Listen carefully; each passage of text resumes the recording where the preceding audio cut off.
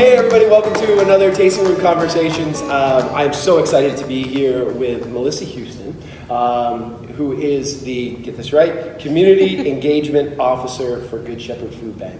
Indeed. There's so much ground to cover, and I think important ground to cover. We first really connected this last year when we were working with Bangor Savings Bank. Mm-hmm. And Bangor Savings Bank really came to us with the thought process and the idea of brewing a beer together, mm-hmm. and let it kind of snowball from there. And in doing so, we created Bowie 207 that shined a light on local spending through their mm-hmm. Bowie local program. And the bank was super generous in being able to turn that into a pretty major fundraiser by our standards for Good Shepherd Food Bank. And we weren't alone in that. It was also Giffords and governors involved in their own ways.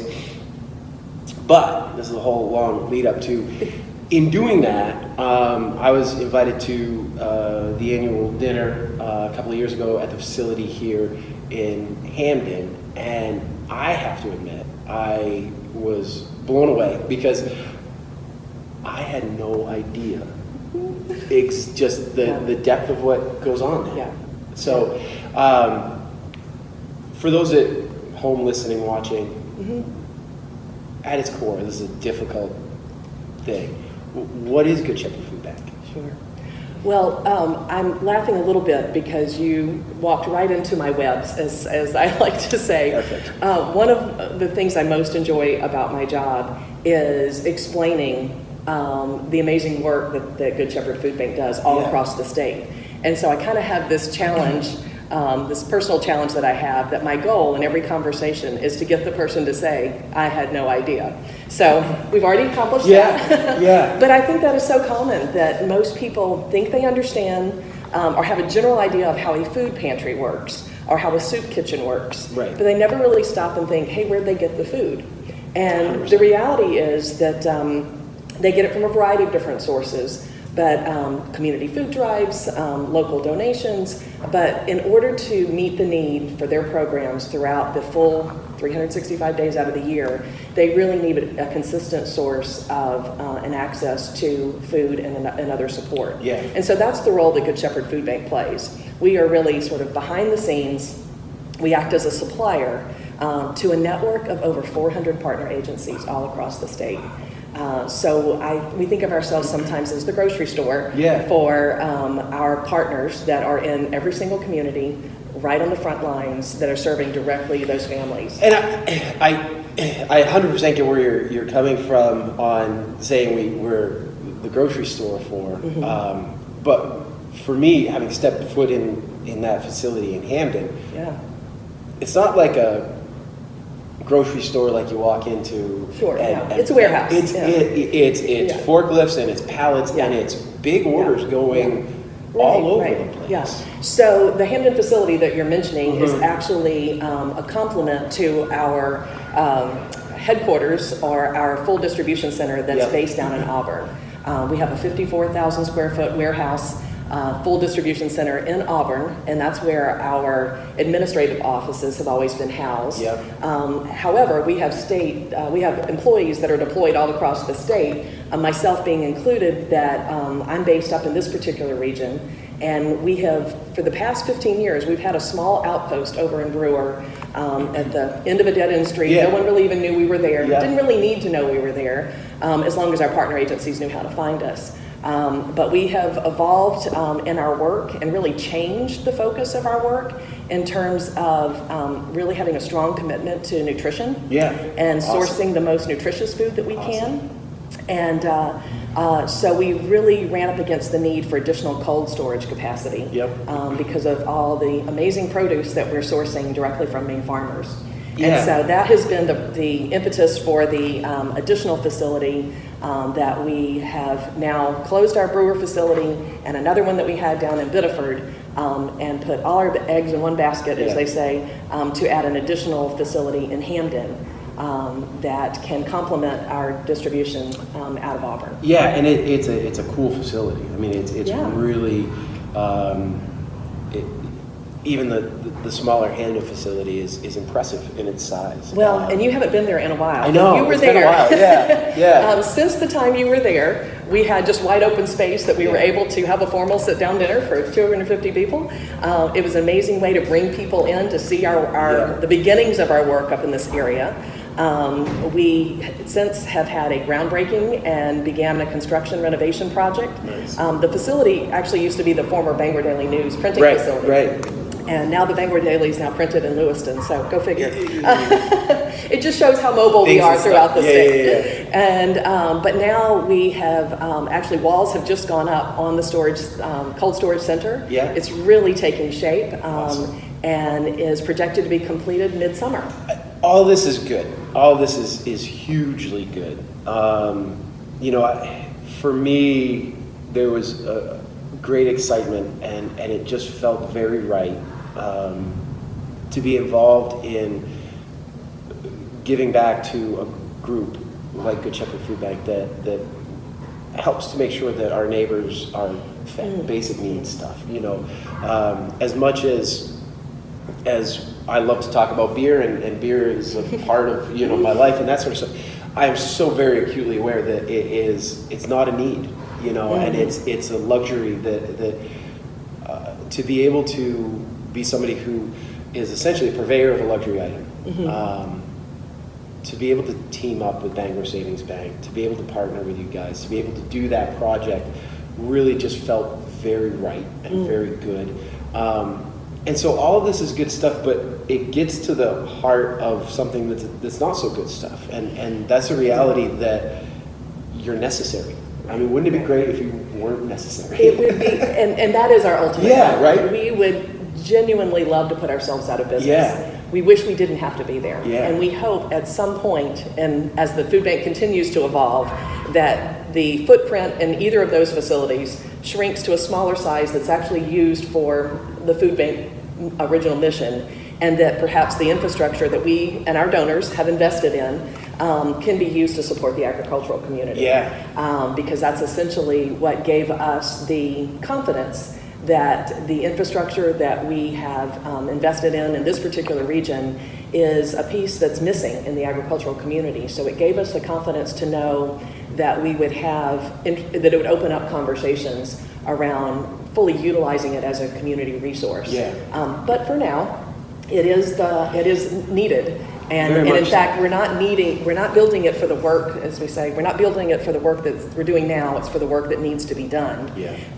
And in fact, have gone through a very in-depth strategic planning process over the past couple of years and identified all the work that's being done through the Charitable Food Network and the need that's out there. And is there a gap between how many meals are going out and how many are actually needed? Yeah. And it turns out there's a pretty significant gap. Really? About 30 million meals a year are missing. All in Maine. All in Maine. And so when you look at over 200,000 Mainers considered food insecure, and when we say that, we mean they may have food today, but they may not really have a solid plan of knowing where they're going to have their next meal, Right. or provide or make that stretch for the full month.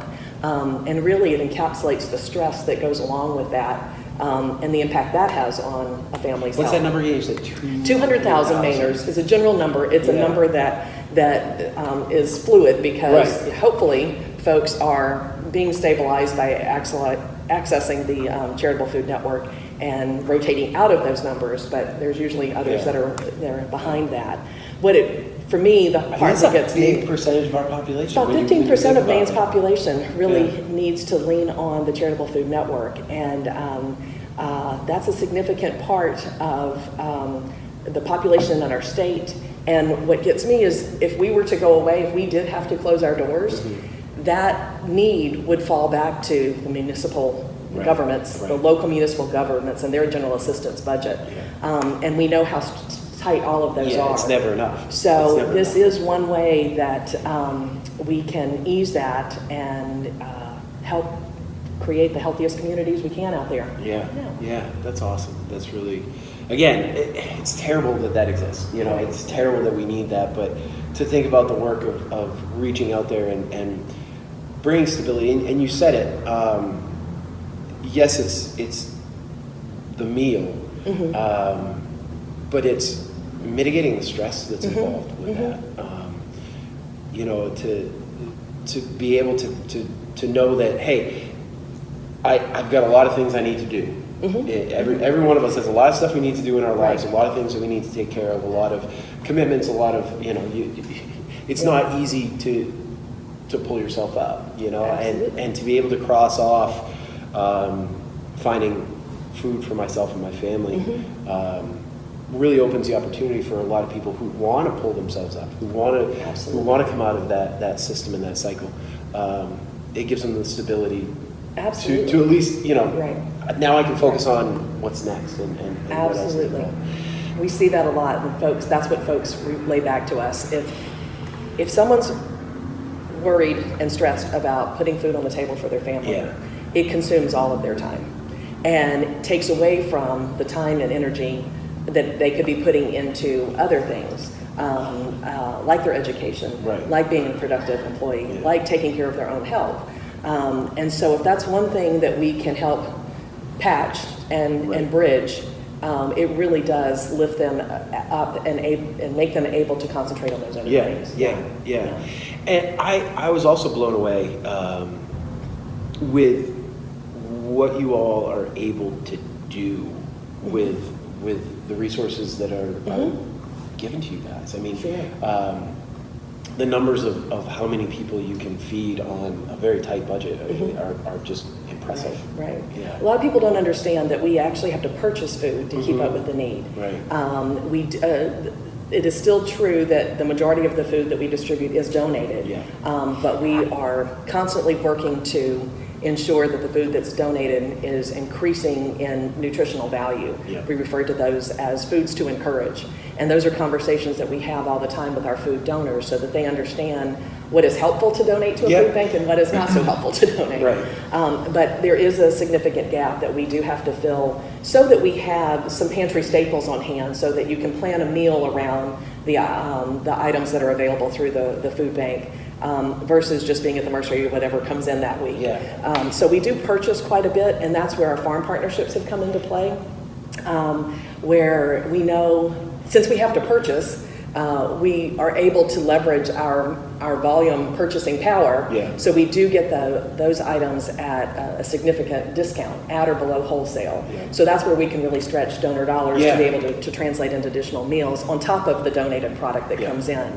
But if you turn and you look to who can we purchase from locally in Maine, we certainly want to purchase locally.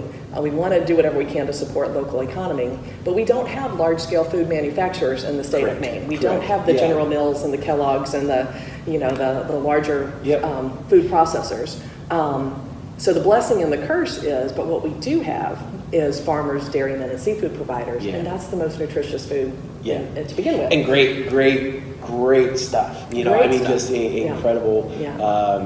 I was able to meet some of the farmers and growers that you work with, and just really cool stories there too. You know, I was thinking of the farmers in just outside of Lincoln, Chester area. Jordan's Farms. And the story there that they had been part of the mill and that sort of thing. And when we spoke with Ruth and Kelly from Lincoln about how Lincoln's a transitioning community, and for them to transition into farming and then be able to be so involved in giving back to the community and all that sort of stuff, and also have the foundational support for their farm, knowing that you're going to be a big buyer. So the way our contract works is it's actually a very flexible contract, which any business person knows. If you have a contract that's a flexibility, that really gives you the confidence to go ahead and extend push yourself a little bit more because you know you have that guarantee revenue coming in. For us, we know that farming is very fickle, particularly in the state of Maine. So it's really more of a memo of understanding so that we can plan, so that we're not contracting with all green bean farmers, that we have a variety that we're contracting with. But if for whatever reason their crop fails and they run short or they have a better paying customer, we want to encourage that and let them be flexible in terms of if they have other product to distribute to Yeah, us. yeah. So we've heard some amazing stories about how that's really provided some great security to those farmers. I would think so. You know, Yeah. having that, you know, especially in the beer world, and the restaurant world, we're somewhat definitely in partnership with local farmers and growers, and so there's somewhat of a kindred spirit there. You know, Absolutely. like our spent grain goes to a local farmer. Yeah, I love that idea. We then have burgers that we have at the pub that are from his cows and stuff like that, and so, you know, to see that level of stability in both directions, you know, it's a really mutually beneficial thing. I think, you know, to really be providing local, fresh, high nutrition value food is critically important. Yeah. Everybody should be engaged in that sort of lifestyle, and then in doing so, giving these farmers and growers a foundation of consistency is it's beautiful. That's awesome. It is. That's awesome. So, how? Two things. I want to get to how do people get involved? You know, and how do people learn more about Good Shepherd Food Bank? Because from what I've seen, we're just scratching the surface. I mean, we talked about the facility in Auburn, the facility in Hamden. You guys are truly statewide. You partner with all kinds of great people statewide. But if somebody is watching this today and thinks, wow, I want to learn more, I want to get involved. Sure. Well, you're absolutely right. As we say, we have a presence from Kittery to Fort Kent in every single community through our network of partners. And when I say our network, we're talking about those that are members of the food bank, which just means a very nominal annual fee, so that they are able to, so that we are able to cover some administrative costs in terms of tracking and recording, so that we have that data. And this isn't easy stuff. Like that's not an easy task because you guys are regulated and need to have your ducks in a row, because it's good, but it's also somewhat unfortunate, some of the barriers that do exist in how do you get somebody to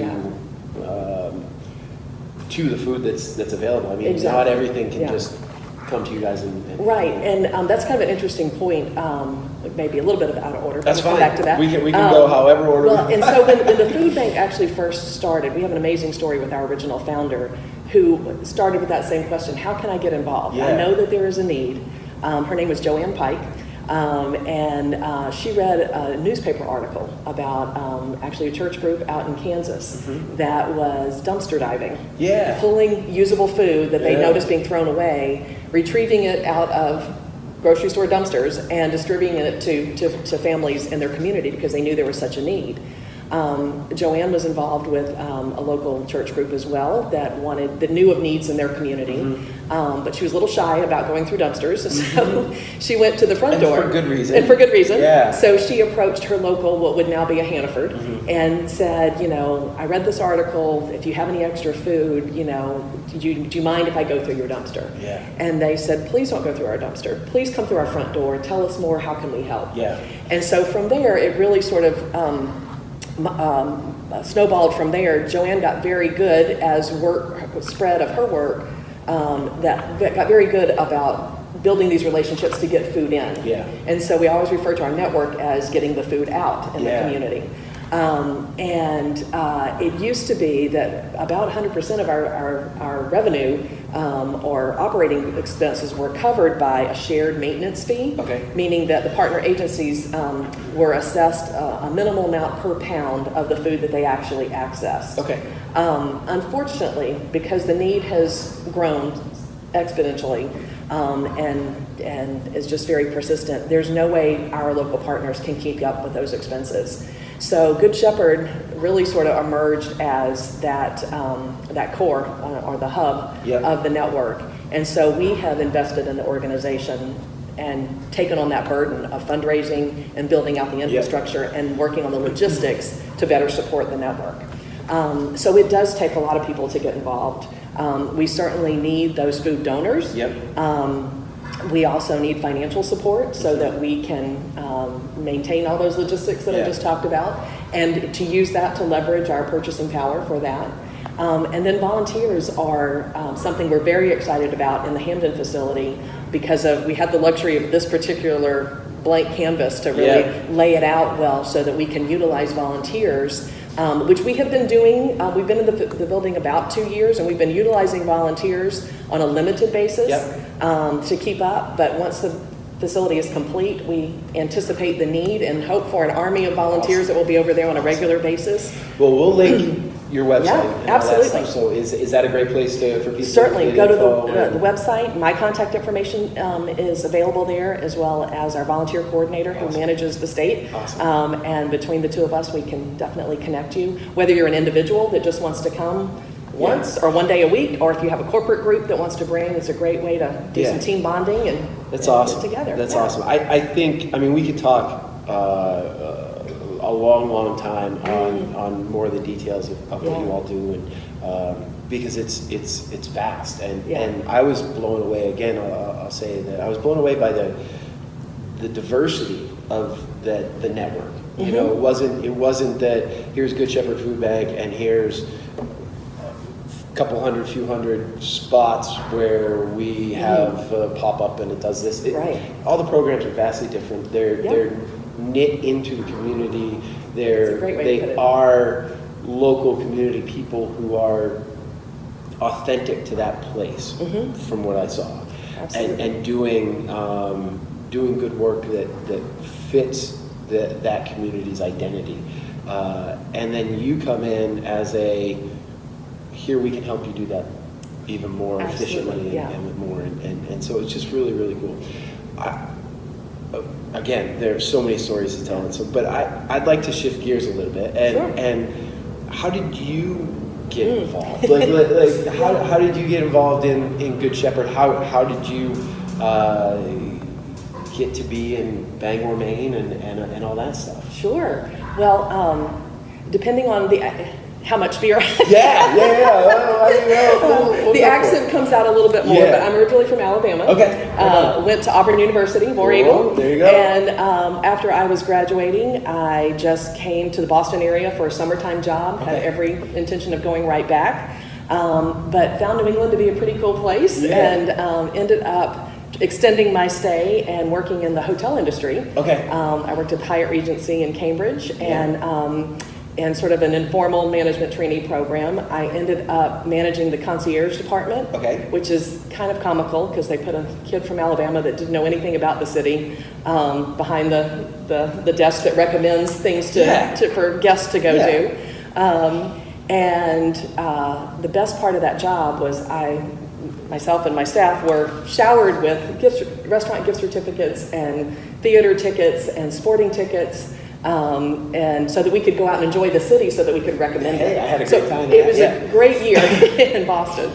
And at the time, another employee of the hotel was a big Red Sox fan and figured out that I had the Red Sox tickets, and his name's Paul Huston, and that's how that happened. The rest is history there. So, and it was 86, and the 86 World Series, Bill Buckner, rest in peace, the whole bit. So it was an amazing time to be there. But he's originally from Bangor, and you can start to kind of connect the dots about how we were really looking for a sense of community. As we married and started our family, we just found Bangor to be a great place to raise our kids, and have been here ever since. I've worked with a variety of other nonprofits in the area, Community Health and Counseling, and Maine Adoption Placement Service. And at that particular agency, they had a program known as My Choice, which was a residential program for single moms who were making the decision to parent, but needed, or debating the decision whether to parent or place their child for adoption. And they had a whole program around life skills training. And part of that was menu planning and grocery shopping and budgeting and basically a home ec class. That's really sort of a lost art. Big time. And those skills are critically important. So they were able to access food from Good Shepherd Food Bank, and I happened to be the staff person that oversaw the grant writing and the fundraising for that particular program. Yeah. So I was familiar with Good Shepherd, and when they, as well as the church that I attend was a supporter of Good Shepherd. So when they were hiring for a position in this area, I just put my name in the hat for that, and it kind of came together very nicely. And at the time, this was 2010. So I've been with the food bank almost 9 years. Wow. And at the time, the food bank was just starting to think around, we're going to need larger space up in the Bangor area. And so we had a strong base of support down in the southern part of the state. People understood sort of the depth and breadth of our work, but it was really not as well known in this particular area. And so I was hired to sort of build brand awareness with the thought that we might need a new building in about 3 years. No joke, within about 3 months after my being hired, the economy tanked and everything went, all of our long-term plans had to shift, and we had to be focused on meeting a skyrocketing need. So literally in about a 6-month period, we started hearing reports from our partner agencies of increases anywhere from 30 to 50% of the numbers of people coming through their doors. Wow. So there was a real focus on shifting to purchasing food. And so I love this organization because they look at every challenge as an opportunity. And they were saying, this is a huge challenge for us, buying food, purchasing food to turn around and give it away at no cost, not a great business model. But where's the opportunity here? And that's really when our Mainers Feeding Mainers program was born, because we knew we had to purchase. We knew we probably couldn't pay top dollar, but we knew that nutrition was going to start to be paramount in our work. And so that's really sort of how that program came together at that point, and all of our fundraising went into purchasing food.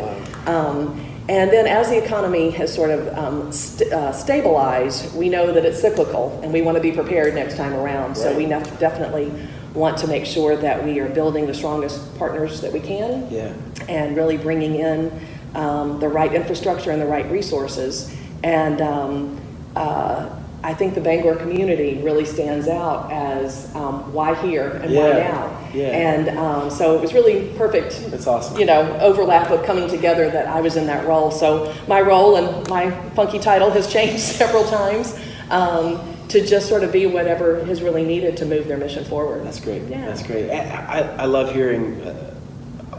I love hearing all these stories of people who are engaged in the community, doing great things. As those sort of how you got here, those sort of like Genesis stories of how did you get into this spot, and because I think for me as a kid who grew up here and has really had the Bangor area as my home base for so long, I think for a lot of us in that role, we get it, but we miss it.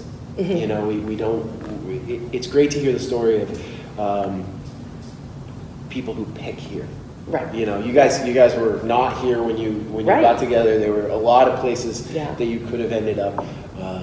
But there's a real draw the community, the family, come back and to be here. Well, sure. I want to thank you for coming back. Well, thank you. Thanks for having me. I want to thank you for the work that you're doing. We're definitely going to link everything to Good Shepherd. And hopefully people who are watching, check it out. I mean, it's very, very worthwhile from my perspective. We are over the top excited about the Bowie 207 beer that we've made.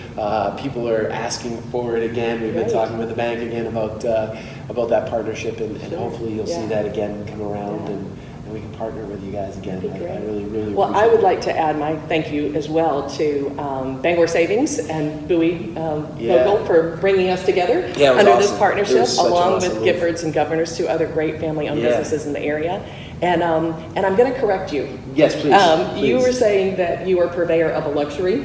I'm going to argue with that a little bit, because I really think that having Gagan's as such an institution in this community, what you're purveying is community and bringing people together. And I think that is something that's so unique about this and so special, and we miss it because we take it for granted. But it doesn't happen across the state like that. And I know from my colleagues down in the southern part of the state, when they come up for events or to do work and have meetings up in this particular area, every single time they just are make sure to let me Yeah. know what an amazing group of people they met and just how generous a community is. And I know we couldn't do our work without that sort of community spirit. So we really appreciate No, it. and I appreciate that, and I agree from the community aspect. I mean, there's, and that's not.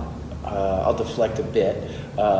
That's not us creating things. That's I think us seeing what's happening and allowing so many wonderful people in our community a place to gather and come together. And we have.